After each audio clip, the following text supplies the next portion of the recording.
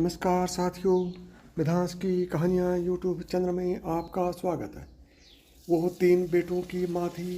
बेटों को छोटी उम्र में ही छोड़कर पिता गुजर गया था। गंगा नाम था उसका। जैसे ही पति गया वो ठाकुर जी के चरणों में चली गई। बस दिन रात उनका ही ध्यान करती, मेहनत मजदूरी करके तीनों बच्चों को बड़ा किया। श्याम प्रसाद, राम प्रसाद और शिव प्रसाद, ये तीनों उनकी दुनिया थे।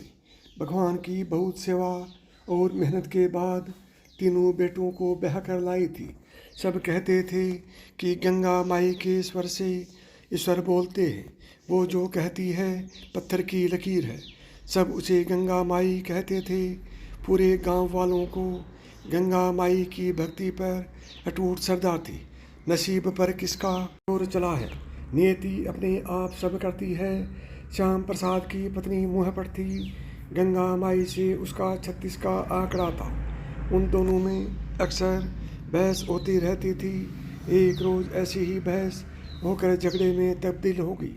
उस दिन श्याम प्रसाद कुछ तहस में आ गया। शायद वो पत्नी से दबता था। उस रोज़ वो अपनी पत्नी के पक्ष में गंगाबाई से बोल गया और उसे कल हमारी कह गया। गंगा माई को बहुत दुख और गुस्सा आया। उन्होंने श्याम प्रसाद को श्राप दे दिया। आज तूने अपनी पत्नी के साथ खड़ा होकर मेरे लिए गलत बोला। जा, मैं तुझे श्राप देती हूँ तो गूंगा हो जाए। आज के बाद एक शब्द भी न बोल पाए। श्याम प्रसाद ने अपनी माता के दुख को महसूस किया और अपनी गलती को भी। उस दिन से श्याम प्रसाद जानकर गूंगा हो गया। उस घटना के बाद वो कभी नहीं बोला। पूरे गांव और आसपास के गांव में ये चर्चा फैल गई कि गंगा माई ने अपने ही बेटे को गूंगा होने का श्राप दे दिया और उसकी आवाज़ चली गई। गंगा माई की शक्ति और भक्ति का दूर दूर तक प्रसार हो गया। गांव वाले अब उसकी इज्जत करने के बजाय उससे डर गए। तीनों बहुएं भी डर गई। उसके बाद कोई भी गंगा माई के सामने ऊंची आवाज़ में नहीं बोला। सब उसे नाराज़ करने से डरने लगे कि न जाने कब गंगा माई क्रुद्ध होकर कोई वाणी निकाल दे और वो सच हो जाए। पर गंगा माई अपने श्राप के गूंगा होने से दुखी हुई। वो ईश्वर से माफ़ी मांगती रही कि ऐसे अपराध के लिए ईश्वर उसे माफ़ कर दे। अपने ही बेटे की आवाज़ वो लील गई, पर उसे ईश्वर पर अटूट विश्वास हो गया कि उसकी ज़बान को ईश्वर ने फलीभूत किया। वक्त चलता रहा, रुकता नहीं। इस बात को 22 साल गुजर गए। गंगा माई वृद्ध हो गई और उसने खटिया पकड़ ली। उसे दुख था। उसने बेटे को श्राप दिया और उसकी आवाज़ चली गई। उसे श्राप से मुक्ति का कोई उपाय नहीं आता था। जब वो मरणासन थी, उसने अपनी अंतिम इच्छा जाहिर की कि उसे श्याम प्रसाद से अकेले में बात करनी है। उसकी अंतिम इच्छा के लिए श्याम प्रसाद माई के कमरे में चला गया। माई ने श्याम प्रसाद के आगे हाथ जोड़े और प्रिय श्याम, मैंने तुझे अनजाने में श्राप दे दिया कि तू गूंगा हो जाए। तेरी आवाज़ चली गई।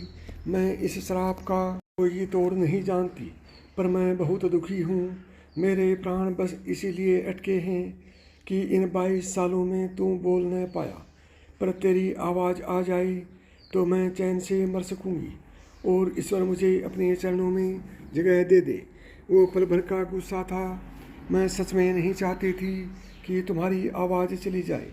मैं अभागिन इस अपराध बोध से खुद को मुक्त नहीं कर पा रही हूँ। उसकी बात सुनकर श्याम प्रसाद ने उठकर उस कमरे के दरवाजे को बंद कर दिया और कुंडी चढ़ा दी। वो गंगा माई के पास आकर बैठ गया और बोला, माई, मैं बोल सकता हूँ।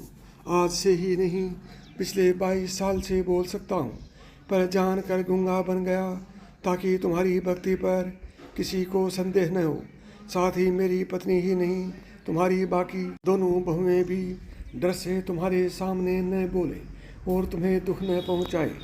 सब तुम्हारी इज्जत करें, चाहे डर से ही सही। मैंने देखा है बाबा के जाने के बाद आपने हमें किन कठिन परिस्थितियों में पाल पोस कर बड़ा किया है। जिस दिन तुमने मुझे गूंगा होने का श्राप दिया था, उस दिन तुमने ठाकुर जी पर अटूट विश्वास करके वो श्राप दिया था। अगर वो फलीभूत न होता तो तुम्हारा भी ठाकुर जी पर से विश्वास उठ जाता। और मुझे दुख था कि मैं पहली बार तुम्हारे सामने बोल गया। मैंने जानबूझकर गूंगा होकर तुम्हारे श्राप को जिया। ये जरूरी था, क्योंकि जो भगवान श्याम थे वो भी अपनी माई की हर बात को मानते थे। तो ये श्याम अपनी माई की बात कैसे न मानता। आज आपका दिया श्राप खत्म हुआ और मेरी आवाज़ आ गई है। आप मन में कोई बोझ न रखकर ईश्वर के भजन करो। मैं आपसे बहुत प्रेम करता हूँ। आप मुझे उस दिन की गलती के लिए क्षमा कर दो। ऐसा कहकर श्याम प्रसाद ने अपनी माई के हाथ अपने हाथों में पकड़ लिए। माई के गले में आवाज़ निकली, हे ठाकुर जी, मुझे अपने चरणों में स्थान देना। एक हिचकी के साथ माई के प्राण पखेरु उड़ गए। श्याम प्रसाद ने माई के कमरे का दरवाज़ा खोला और ये घोषणा की कि माई ने जाते जाते मुझे श्राप से मुक्त कर दिया और मेरी आवाज़ लौटा दी। बोलो गंगा माई की जय। समवेत स्वर में एक जयकारा गूंजा।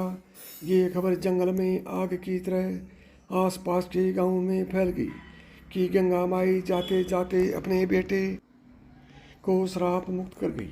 आसपास के गांव के हजारों लोग गंगा माई के अंतिम संस्कार में शामिल हुए और उनकी अर्थी को अपना कंधा लगाकर खुद को धन्य समझते रहे।